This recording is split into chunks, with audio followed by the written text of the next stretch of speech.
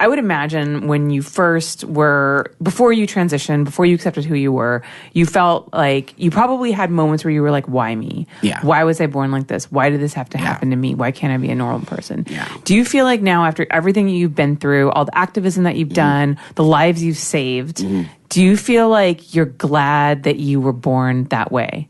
Yeah, that's a great question. Thank you for that question. And actually, yes, I do. I've come to the place where I realize I am this person for a reason. Yeah. I have been saved. I should be dead. I tried to kill myself a couple times when I was a youngster.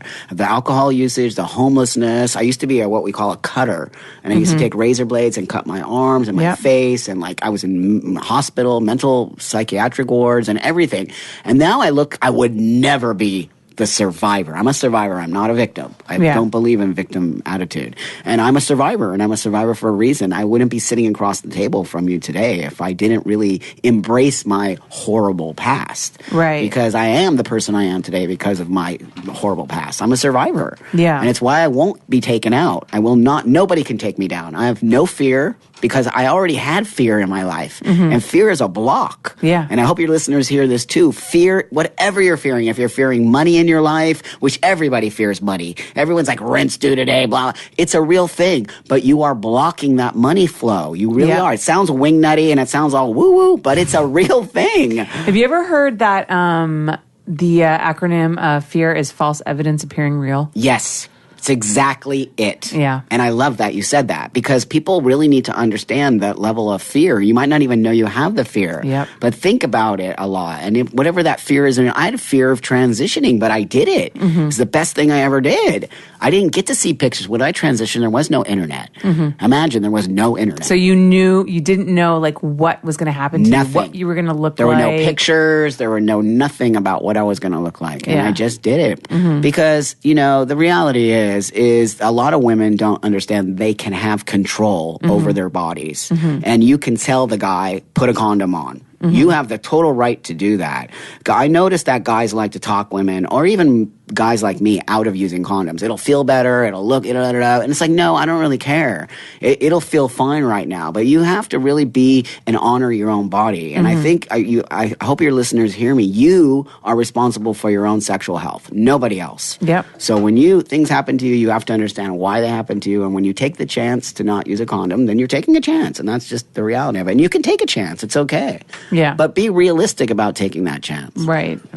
Because there are consequences. There are consequences to everything that you take a chance with. Yeah. I took a chance transitioning to become a man. Yeah. I took a total chance. It worked out, but it could have not worked out. Yeah. But again, we have to take chances in the world. We have to speak about things that are uncomfortable. We have to speak about racism within our pornography industry. People don't want to talk about it. And society. But in porn, my God, it's so racist. Yeah. It's really sad and it's wrong. Yeah. Yeah, there's a lot of things about the adult industry that could change. I think they are changing. I think we're in a place where there's progressions happening really fast. And I think that's also, too, why we're getting some heavy blowback from people because change is happening so fast. And a lot of people don't like change because it challenges their ideas of sex and sexuality and what they were raised to believe and what they believe about themselves and that kind of thing. So, but I think it's, I think our children, I don't have kids, but the children of people our age, will have,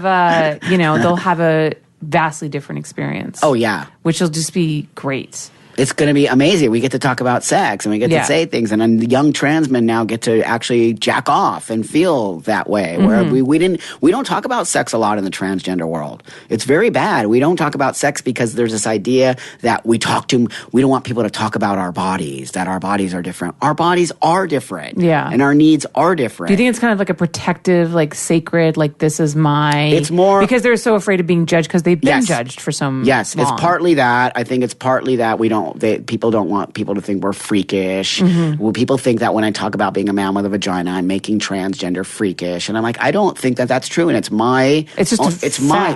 fact, and it's my body, and I want to talk about it because I find it very important to talk about. Yeah, and that's the other thing. There's a lot of ego in the trans world. People want to be the voice, and people want to say this is the way to do it, and that's the way to do it. With any community, I think it's like that. Absolutely. And people have their own ideas of how it should be. Right. Right. And that's not true. And what you should believe. And exactly what you should believe. And that's not true. It's your own identity and your own place to be. And create your own identity. And that's, again, with anybody. Create your own. Experiment with sex. People are so scared to experiment with their own. Oh, my God, when they're attracted to me, they write me stuff like, a gay man will write, I'm really attracted to you, but I'm gay. Does that make me straight? I'm like, what are you talking about? Why do you have to pigeonhole yourself into that? It's like it doesn't have to be one way or the other. But that's where we're at. Yeah, with that's the way we've taught. Yes, it's either or, and there's no gray area or nowhere to sort of play around. Play around, people. Yeah. If you have a fantasy about something, do it, enjoy it, because really life is short. I'm